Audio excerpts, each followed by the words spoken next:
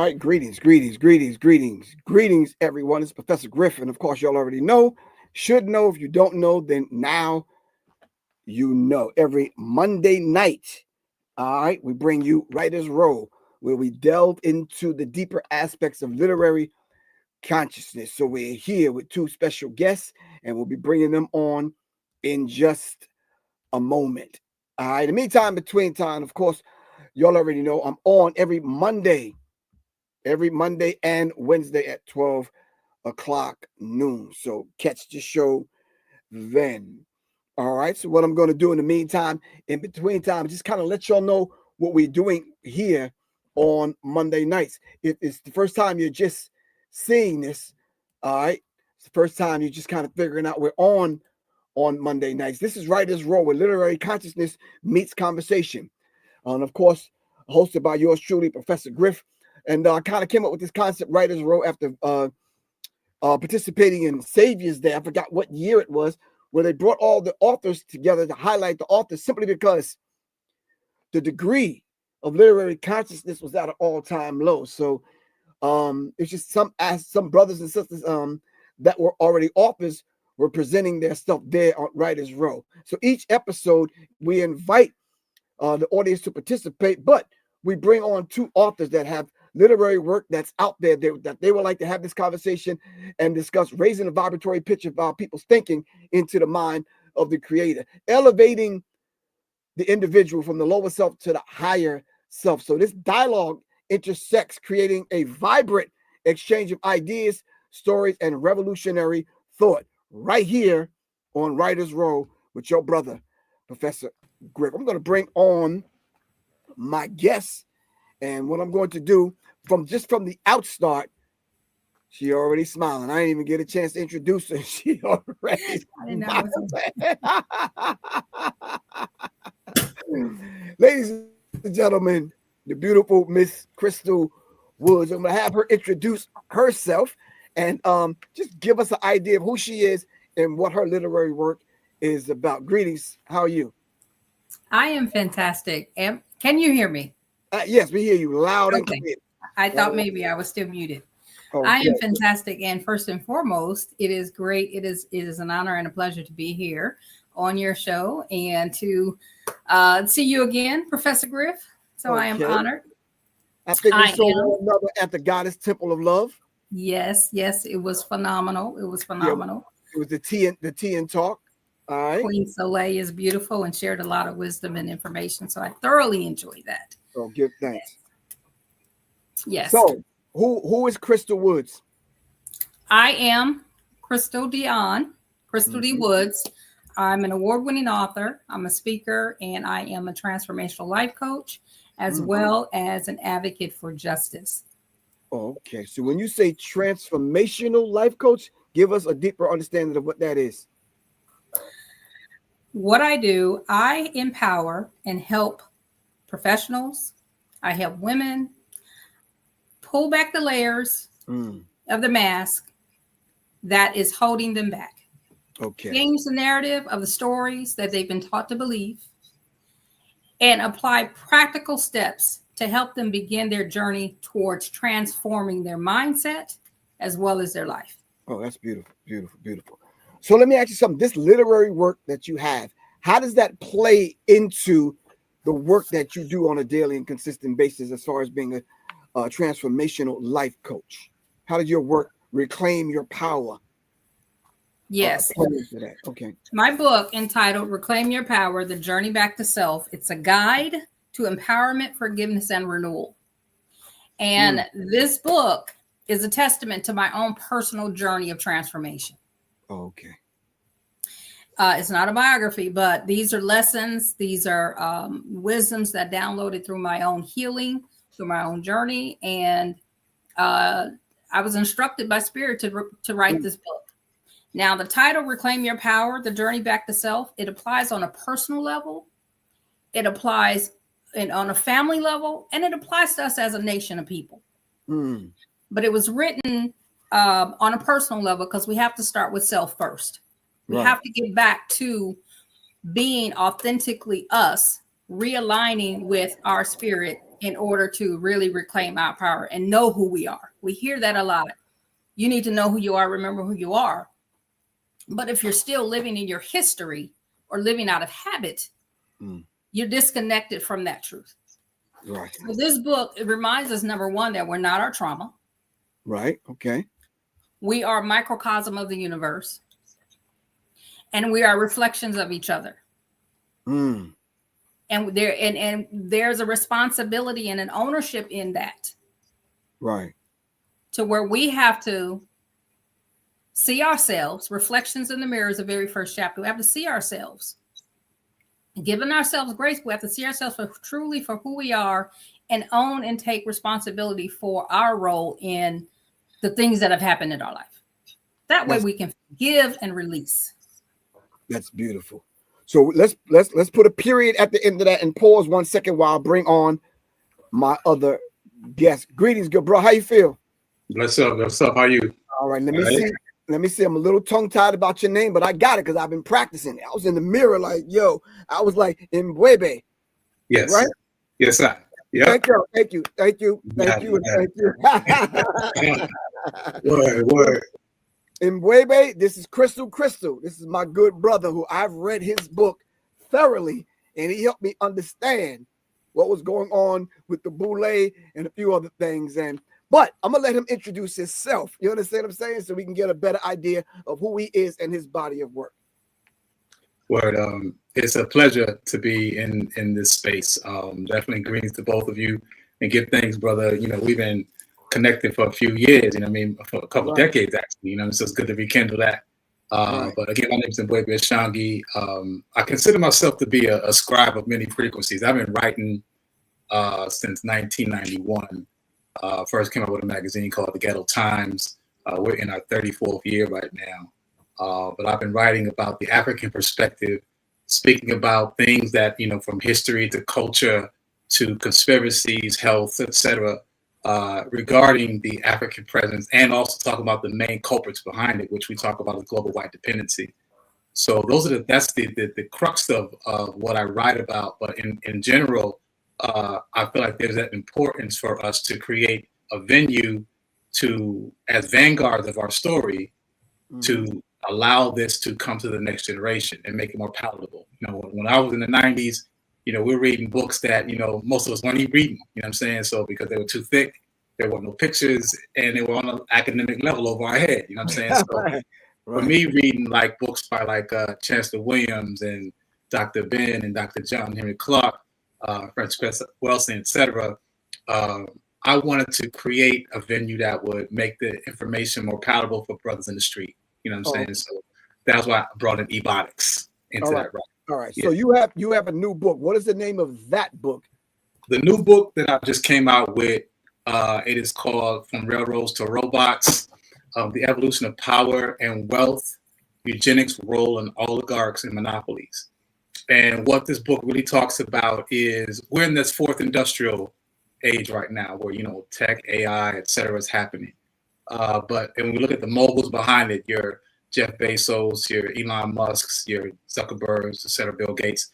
And I found that there's a correlation between them and those from the second industrial complex, which happened with John D. Rockefeller, Andrew Carnegie, J.P. Morgan, et cetera, when they did steel, oil, et cetera.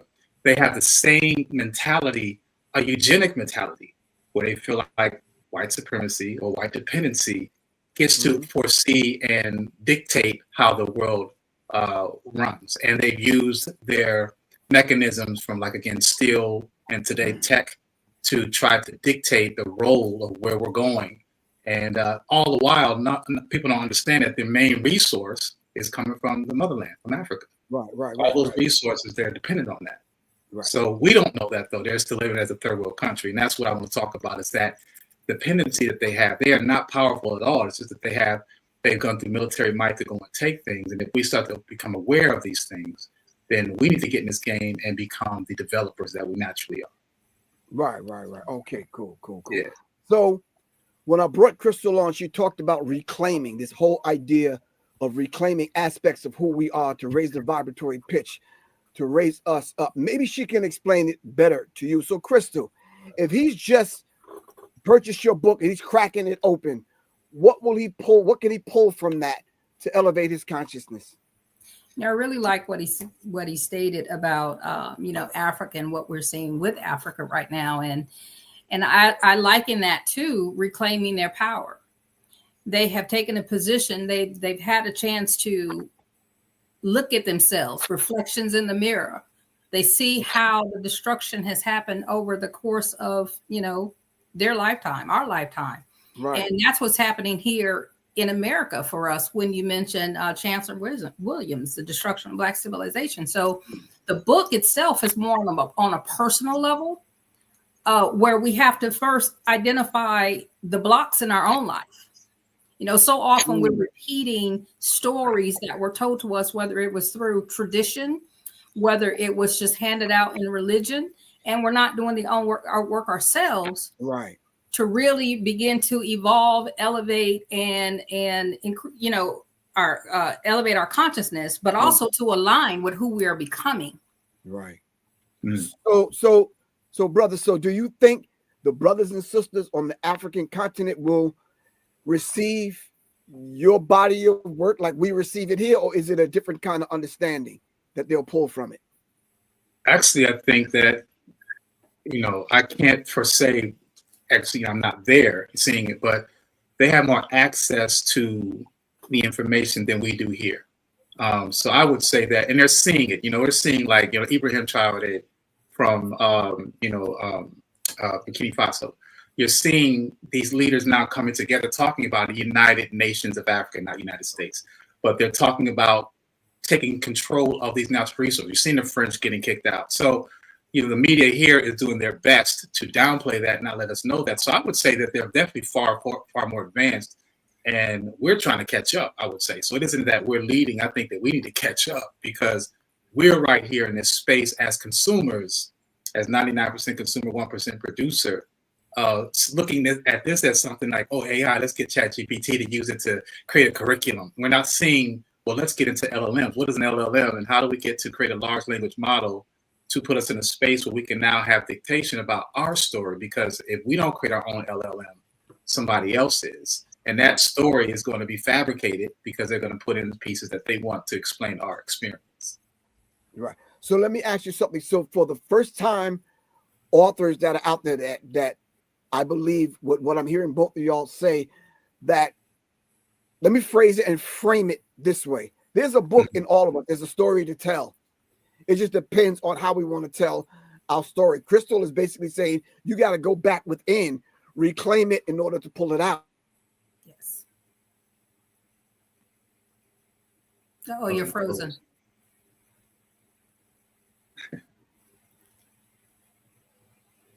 We got to keep it flowing.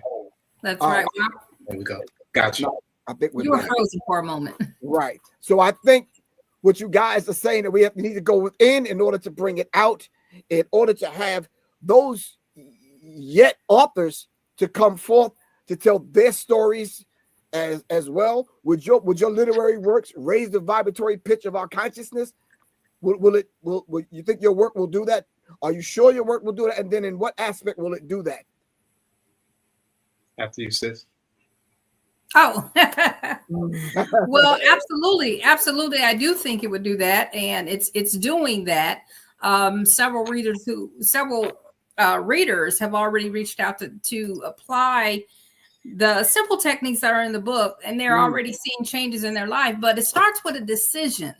We have to remember it starts with a decision. We have to decide change. We have to decide we're going to move forward. We have to decide to learn how to apply techniques to increase our consciousness. We have to want to do the things that Brother Ishangi is talking about. And it reminds me of scripture when it says, come out of her. Okay. Right. Yeah. Like you were saying, we're too dependent on the things outside of us, where we're too dependent on the systems that were built to keep us suppressed. But we have to make a decision to come out of that, change our mindset, reclaim our power, so we begin to build our own movement. Right. Yeah, I would say that, from being a writer is no different than any other person. It's just a person decided to log their thoughts. Okay. And so it isn't nothing special about being a writer. It's about executing that thing. And for me, I started writing in case I forgot. And my technique, Anthony Browder, has this poem called Transition 13. And it talks about a point in time where we knew, and then we forgot that we knew, then we forgot that we forgot. Woo. And then there was other people that came along and taught us what we taught them, as though they're the ones that came up with it. Okay, so we talk Greeks. So the point I'm saying is that a writer is someone that decides to jog their thoughts on paper or book or whatnot. And from a selfish perspective, again, for me, in case I hope to get amnesia, we are suffering from a cultural lobotomy, right? Because we don't know who we are. We're still in search of that. But you can go back and read these things. Now, the responsibility also, as I mentioned about being vanguards, is that, back in the day, we had griots. And griots were the ones that would orally transfer our story passed down the generations. Right. Well, writing is, because we have attention deficit order, so we're not going to remember everything. So that's why I feel like writing is the utility or the tool that we can use to maintain that story, because that's how global white dependency, those Europeans came on the scene. They decided to write down what we were telling them because we didn't write it down because it was committed to memory. Right. So I think the point that we're at right now is writing is so important, because what I write today may not be read today. It may be read 50 years from now. We're reading books from ancestors that lived 50, 100 years ago, right? Right. So it's important to understand that once it's written, it continues to live on. It's just a matter of making sure it's in a format that's palatable, making sure now we got to go digital, we got to do audiobooks, we got to do podcasts, we got to make sure that it's more palatable with the technology, or the story will be lost again, and then we'll forget, and then we'll forget that we forgot. So 20. No, I'm sorry. Go on, sis. Go on. May I add to that? Mm-hmm. And it's important that we are the guardians of our writing as well, because as we can see in the current administration, they're removing a lot of our history. They're removing our books. They're trying to wipe away our history. So as we begin to create and writing is healing for those, a lot of people say they don't like to write, but I find it to be therapeutic. Mm-hmm. But we have to be guardians of that and begin to build our libraries or a system that will protect these written work for generations to come. Right. So, Crystal, you talked about, I want you to give me 3 of those techniques. Wow, good brother over here. The 3 techniques that you have in your book that you feel that we should apply in order to reclaim our power. All right. But before you do that, brother, can you explain to us and give us a deeper understanding of what you think Crystal meant when she mentioned the scripture, come out of her, my people, and be not partakers of her sins? So if we're going to, according to the title of your work, understand these oligarchs and understand those individuals that could be taking us off our path to get back to ourselves, to reclaim our power, give me an understanding of that particular scripture and what it means to you. From a spiritual perspective, not religious. Thank you, because I was going to say that. Definitely spiritual. Definitely spiritual. Yeah. And I think it's coming from, I would grasp the term of Ubuntu. Out of many comes one. We are of the same thing. We are of a lineage. And so it's about not taking it personal and thinking, well, what am I going to, like, this is about me. It's really about we. It's about all of us. And, the work that you do, I always look at it like this. You're standing on someone's shoulders, whether that shoulders are weak, strong, negative, or positive. You are that foundation for that next generation. So the point of, when we look at this as a collective, because everyone else sees everything as a collective, but we don't.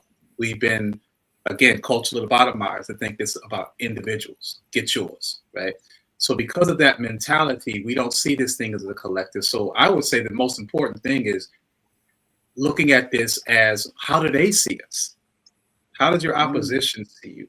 If you operate from that, to me, that's a little bit more offense than defense. If you're looking at, okay, well, why are we systemically in this position globally? Why are we in a suppression type of a mindset, economically, physically, spiritually, all those things? Why is it so consistent around the world? Well, not even that. Who's behind it? Who's the actual clique or the culprits behind it? Well, let's study them. And that's what led me to writing these books. And the type of books I write is history is important because it's his story about us. Right. So when we start to look at it from that perspective, then that's when you can say, okay, now this is how they see us. Now let's go back before them. I'm not Asher Crazy. Why am I forgetting his name? Right. Asa Hilliard said that if you're going to study history, study it in chronological order. So bring out the timeline. Look at the history. Let's go before the Greeks. Let's go back to Kemet. Let's go back to Cush.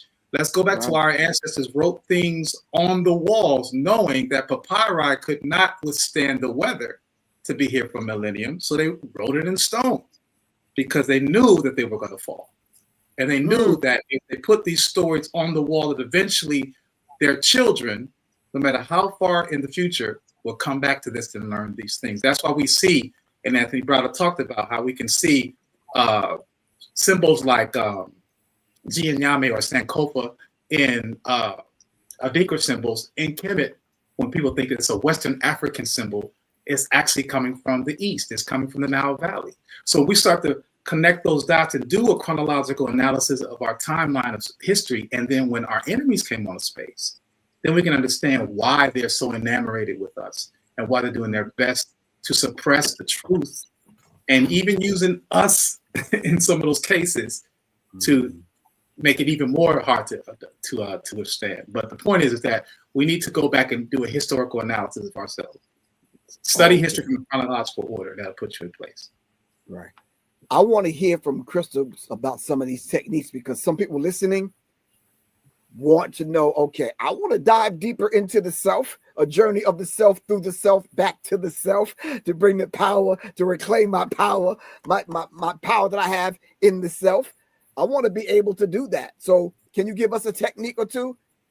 Yes, absolutely. So the first one I would say, and I'm glad it's in alignment with what the brother was saying, in terms of viewing, us getting an understanding of how we're being viewed. My technique would be then to evaluate. You have to evaluate where you are.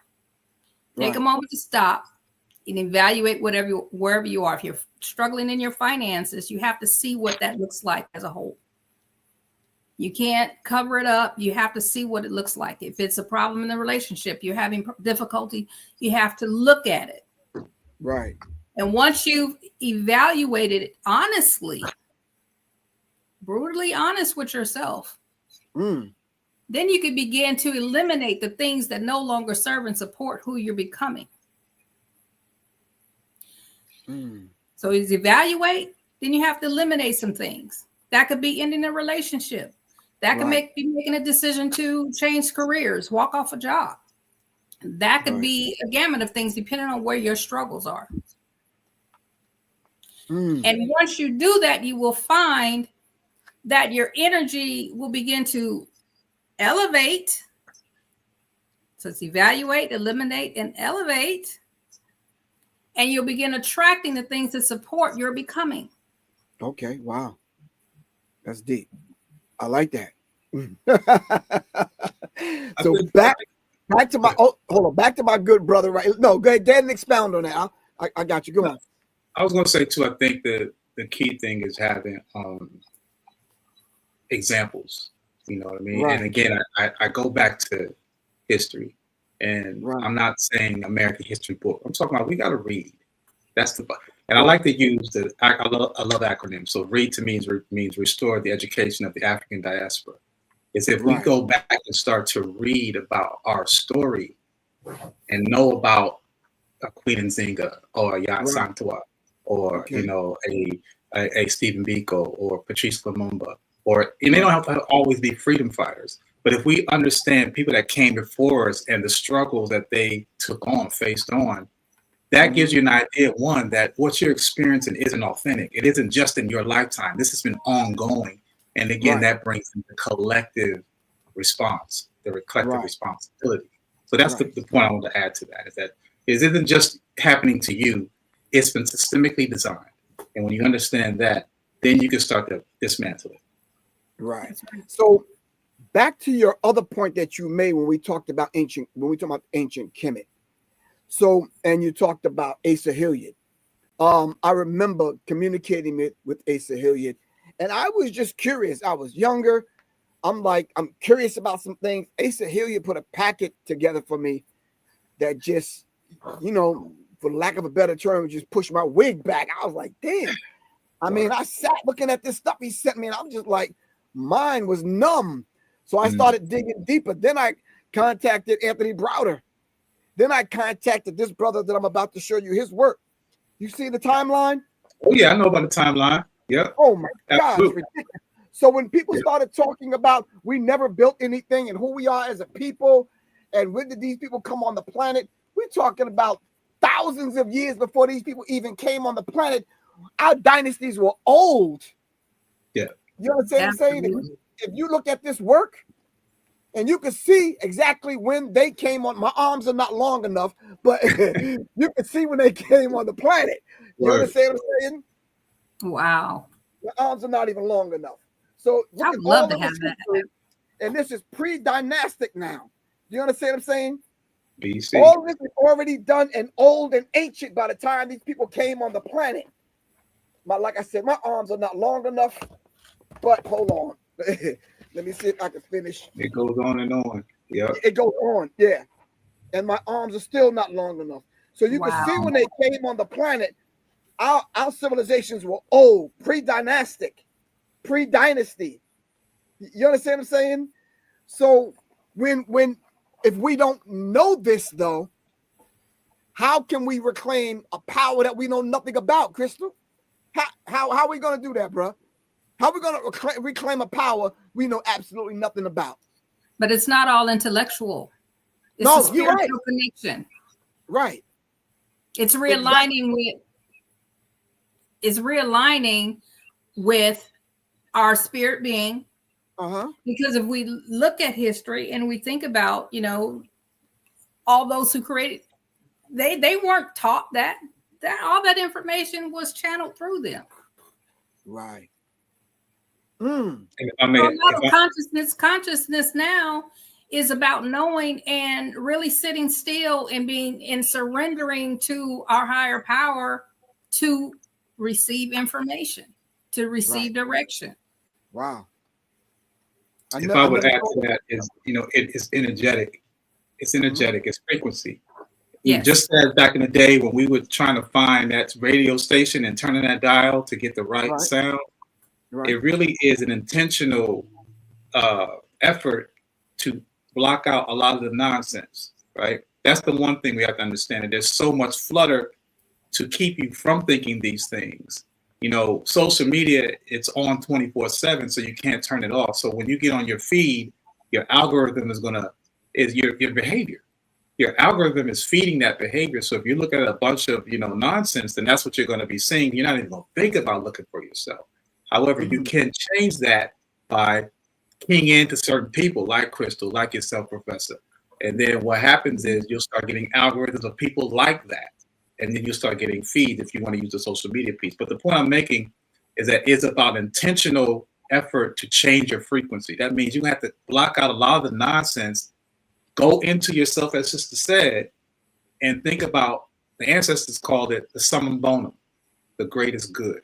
What is it that you are aspiring to be, and how are you trying to make yourself better next week, next month, next year? Right. Challenging yourself to rid yourself of those things that are holding you down, or not getting you anywhere, not giving you the results you're looking for. And then also, in addition to the books or what have you, because those things are going to come to you magnetically. I think energetically they'll come. Once you open your frequency to that you want to receive, those things will start coming across your path. But you got to be patient and you got to be consistent. Right. So this is Professor Griff, and we're right here on Writer's Row, where the pen meets the people and consciousness sparks conversation. All right. This is where we turn the pages into power and conversations into direct change. All right. Which gives us an idea of what revolution is about. Marie, the prefix to evolution, to the word revolution, meaning to bind back to do over. In order for you to evolve, all right, you have to go back and bind yourself back to who we are as a people. And as Crystal Woods teaches us, to reclaim our power. All right, the power that's laying dormant in us. And BWEBE is letting us know we need to tap into that cerebellum, that the knowing, the good that's already there. It's there. We just need to recognize that it's there and tap into it. Sometimes we need to be reintroduced back to who we really are. We need to be reintroduced back to ourselves. You understand what I'm saying? Not who we are in this life that we claim, and not Dwayne Johnson or Barbara Jordan. No, who you really, truly are. So we're going to take a deep breath right now, get a glass of water. All right, so everyone that's joining us every Monday night, 9 o'clock, there's 2 authors on. And this is the first time I'm having a woman on, so it's a beautiful thing to get this ma'atic balance. Ma'at meaning truth, justice, balance, reciprocity, and order. It's always a beautiful thing that when we hear from the sisters, you understand what I'm saying? I've already had 4 brothers on. This brother make the 5th. So I said, next week I'm coming on. If I don't come on with a sister, it's going to be a problem. You understand what I'm saying? My mama, who was present, my grandmother who was present in us. You see, when we talk about ancestors, we're not talking about worship. Back in the day, my mama's mama had an altar in her home.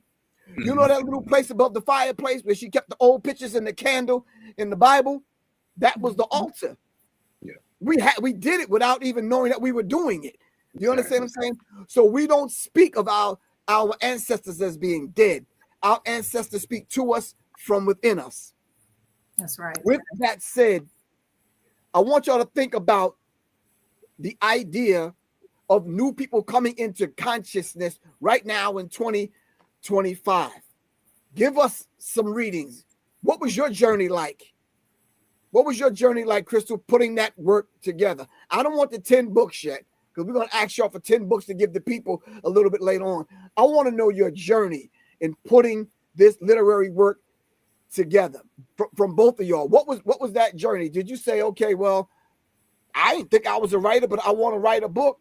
I want to get this out. Where do I start? How do I start? What do I want to write about? Talk to me. Can we speak to that? We can speak to that. Well, for me, my journey to awakening started back in 1995. However, I was always a writer. Writing has always been therapeutic for me. I love to create. It served as a way of escape. It was a way for me to live out my imagination, which is a very powerful thing that we teach, that children do, but we no longer do as adults. But this book, it took me 5 years to write this book. And everything in this book is something I had to go through. And what started this process was I was at a crossroad in my life. And, from dealing with loss was the reoccurring theme, whether it was losing a child, losing a parent, whether it was losing relationships, losing opportunities. Loss was the reoccurring theme in my life. And then as we kind of moved into the pandemic, there were so many conversations that I were involved with where people felt like they were disconnected from themselves and they were slipping into states of depression. So this book was channeled through me. 75% of the book was channeled through me as I began to heal and go through my own transformation. Right. And then it took me 5 years because I got to a point where I became resistant. And it was in the chapter of forgiving. And that's something that we don't often do. We don't talk about how to forgive ourselves. And in that process, you have to acknowledge a lot of things. So in my healing journey to writing this book, it got to a point where I was resistant because I didn't want to deal with it. But after I got over that, the book began to flow. And of course, this is the finished product. Oh, wow. But that was my journey, and it's a testament to true transformation. We have to decide to really, and I had a conversation, and I'll shorten this. I had a conversation with a mental health professional years ago, and she asked me one question that's very profound, and it sticks with me to this day. She said, "Do you want to live the last 10 years of your life, the next 10 years of your life, the same way you lived the last 10?" Okay. Whether it was good, bad, and different, whatever that meant for you, do you want to do it the same way? Well, for me, I knew that there was more for me. I knew that I had a purpose.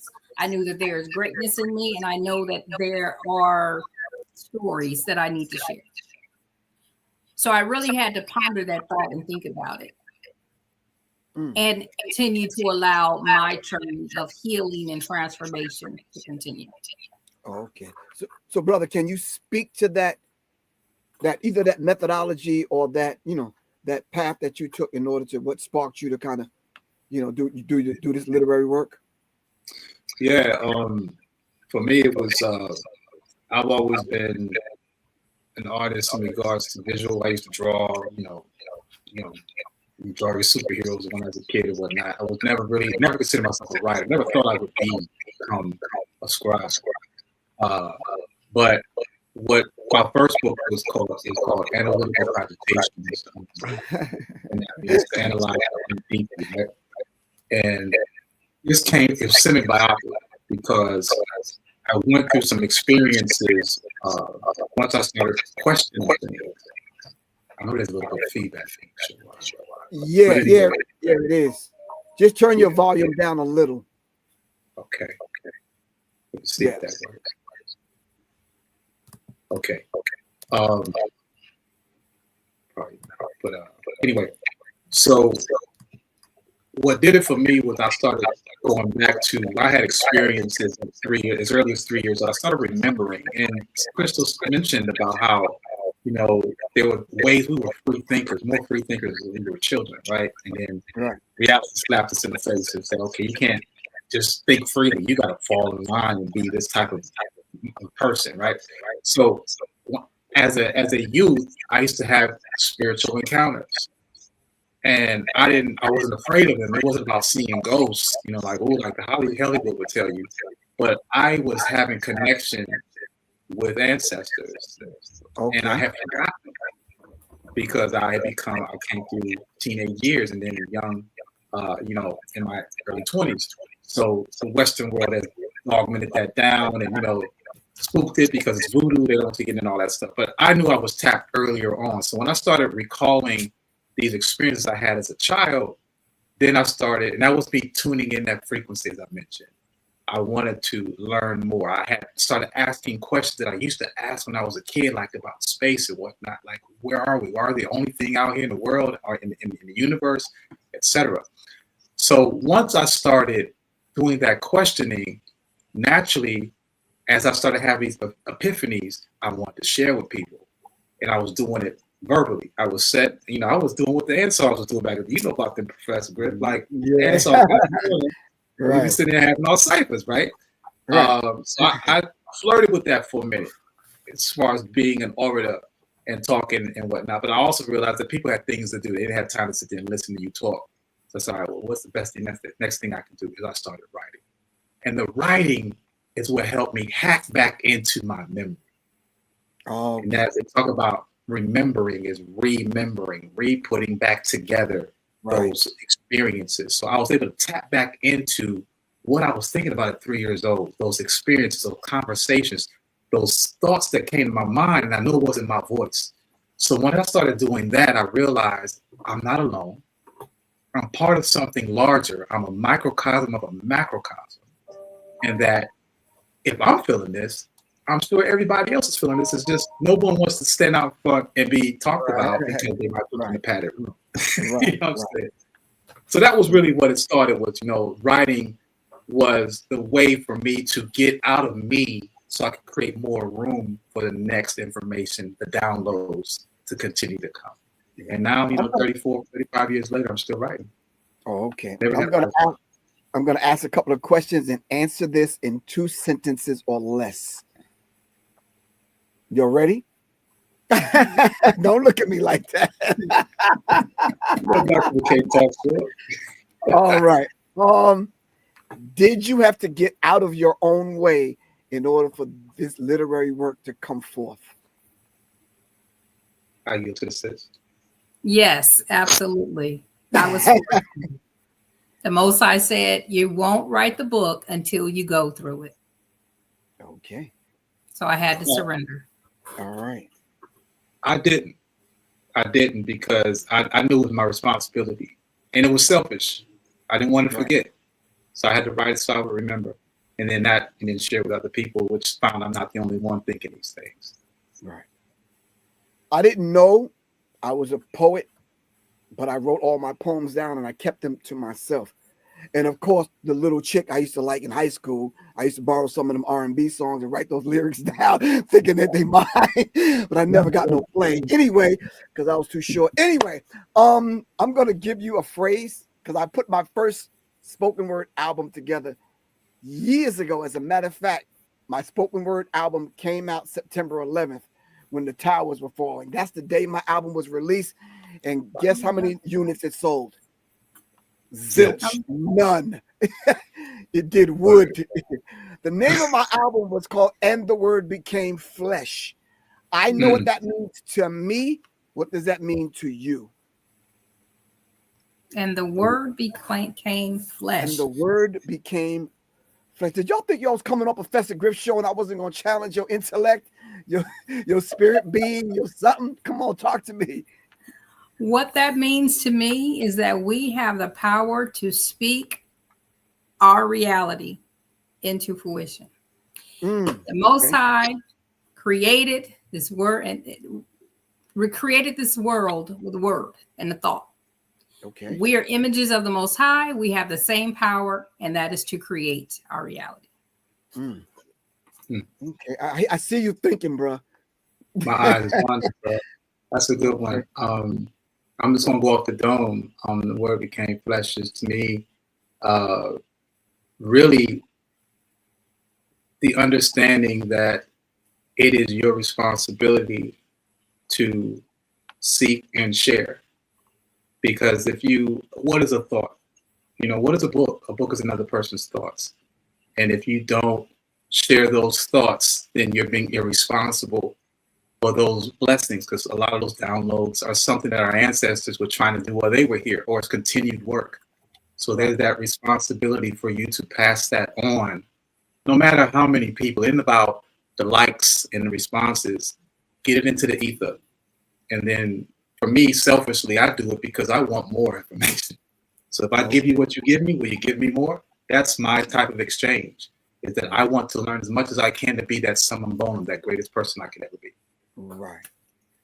That's beautiful. Beautiful. Good. Both of those answers was very, very, very profound. Definitely.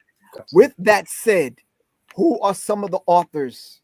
I'm going to give you all a minute because I'm going to read something while y'all think about these 10 books that I need y'all to pass on to the youngest person that's listening to this right now, to the grandma that want to write these books down and get these books for her grandson to begin to build a library, whether it's a physical one or a digital one, whether it's folders in her phone or on her tablet, on her computer, or it's physical books that she wants to have her son build for her grandson, physical books that we need to put on the shelf.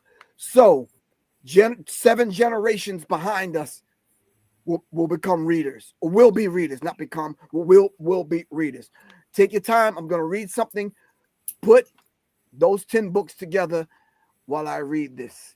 If you're just tuning in, this is Professor Griff, and of course, this is Writer's Row, where literary consciousness meets conversation. We explore the power of the written word as both weapon and medicine. I'm going to say that again. This is spiritual medicine. All right.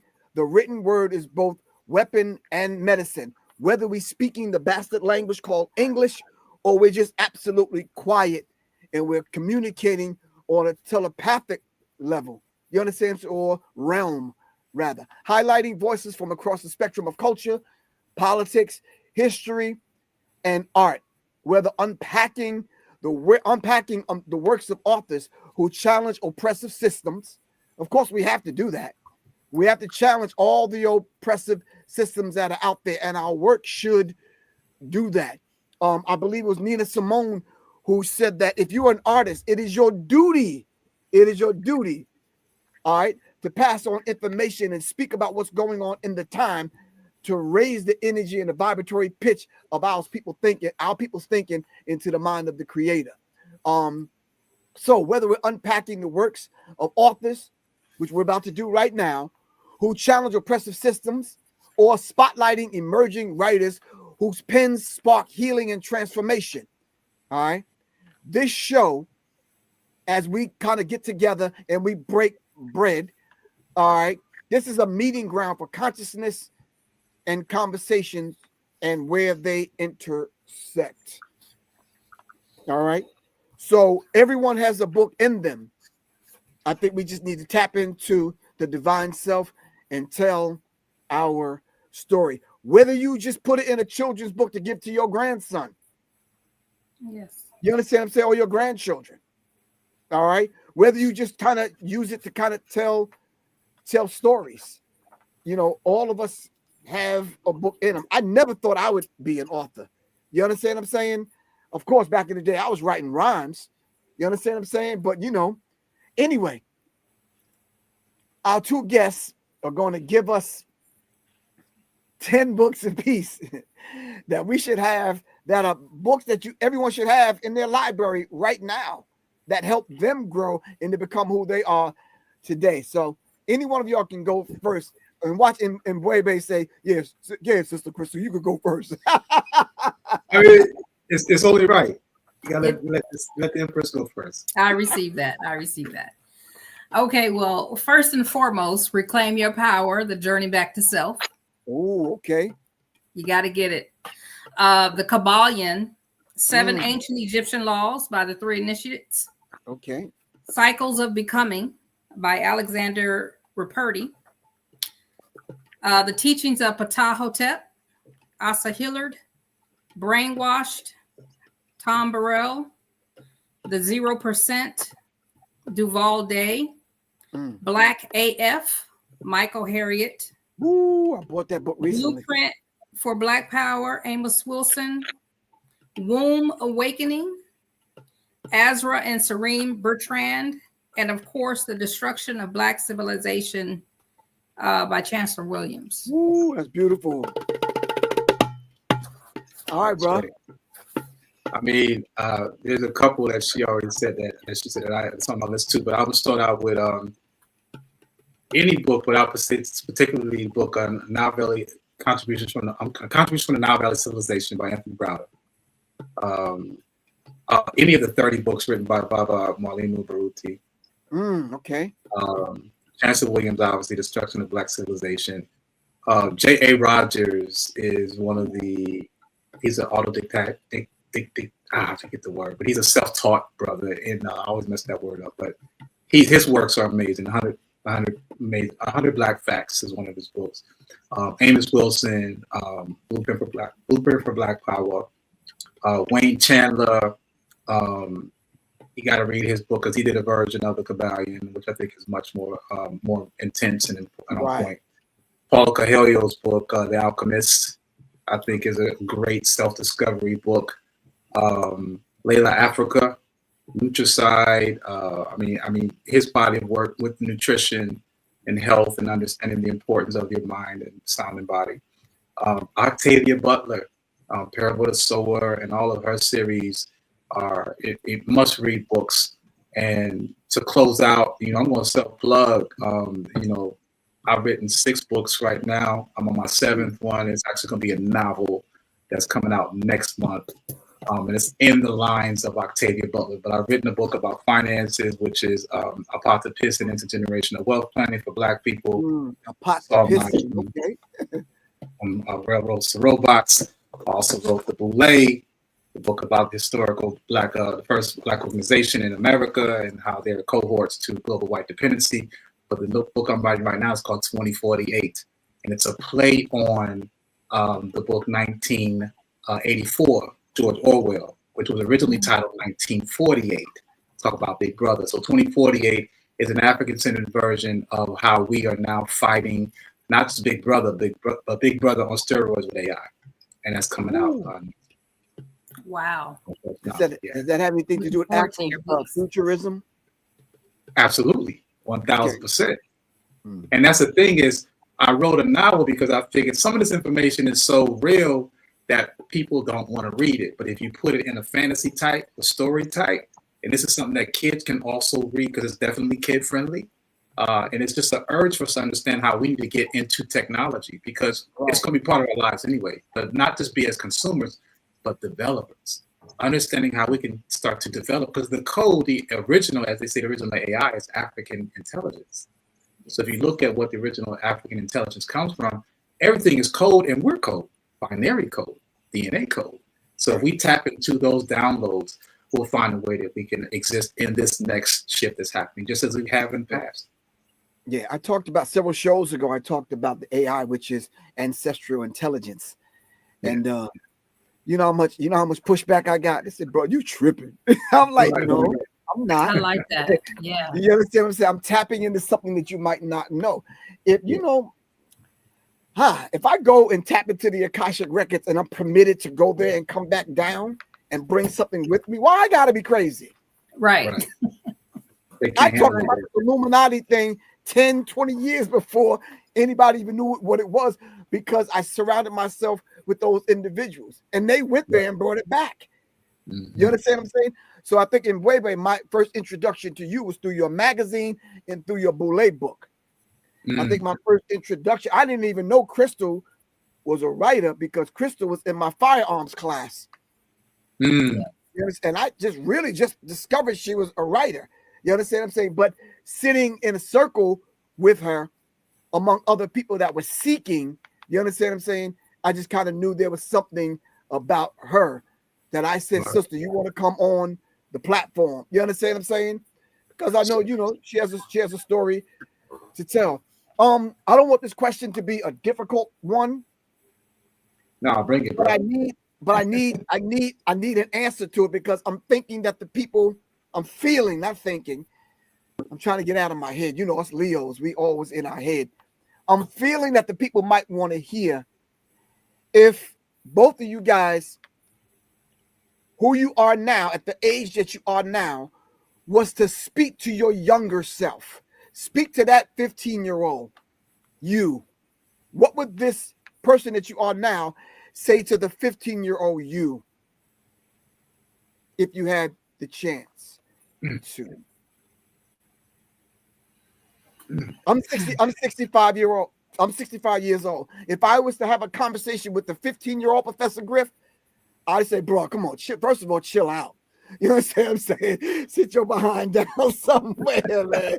You understand what I'm saying? You on what's the term that young people are using nowadays? You on fleek? What? Hey, bro, none of us is young, bro, so I don't know. Okay, we're gonna use ours. We're gonna use ours.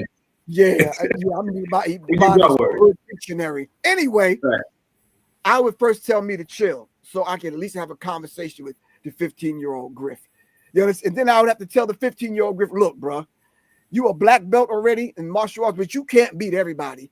Sit your little fly ass little down, your little lightweight down. You understand what I'm saying? And then you understand what I'm saying? So I can get your attention so we could begin this path and understanding you have a divine cosmic assignment. You have to get past your 15-year-old self and even to understand your assignment. Then you have to grow up and experience some things to carry your assignment out. You understand what I'm saying? Anyway, it's not about me.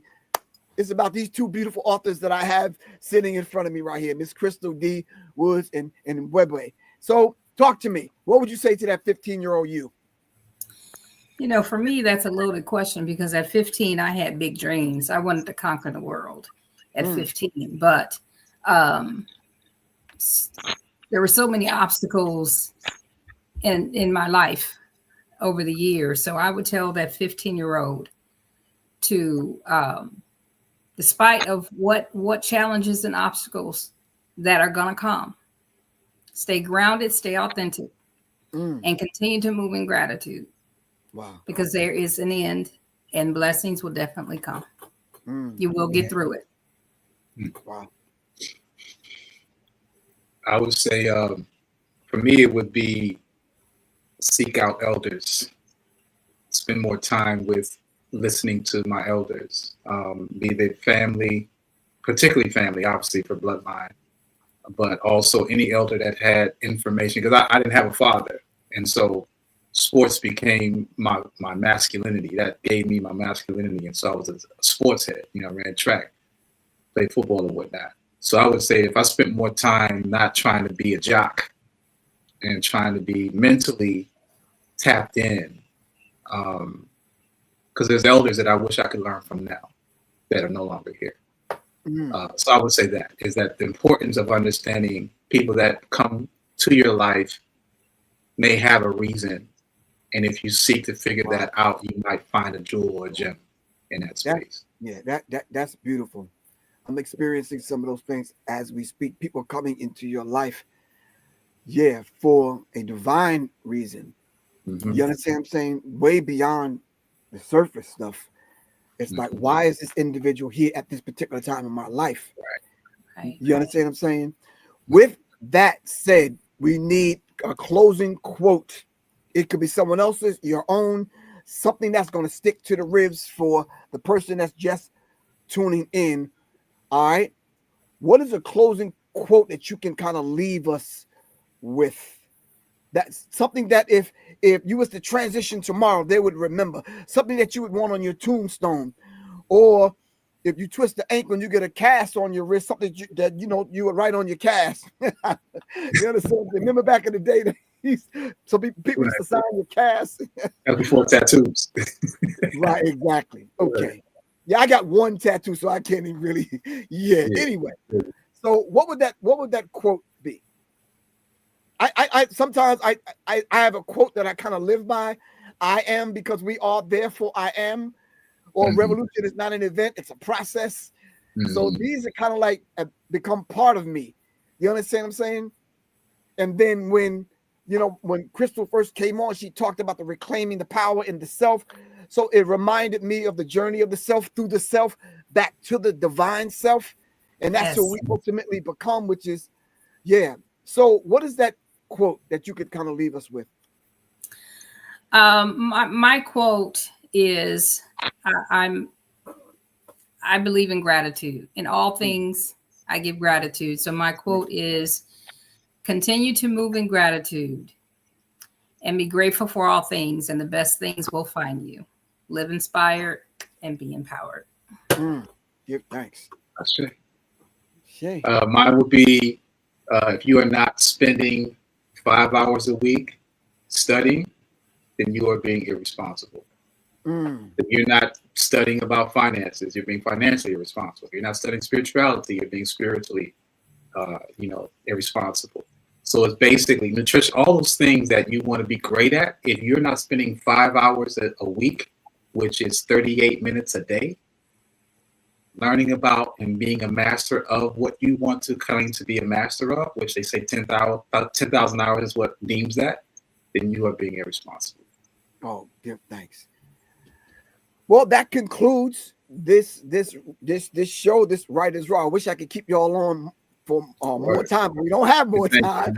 I want to thank y'all very much for honoring me with your presence. You definitely could be somewhere else doing some other things, because I know both of y'all got your hands full. You understand what I'm saying? As we speak, for the last month, me and Crystal have been trying to put together an all-females self-defense kind of firearms class. We're trying to get our sisters in the class to get them trained. So thank you very much, Crystal, with assisting in that. And brother, should I let the cat out the bag? We've been trying to link up to do this thing in Charlotte. We're trying to find a venue. We want to do Writers Row in Charlotte live. You understand what I'm saying?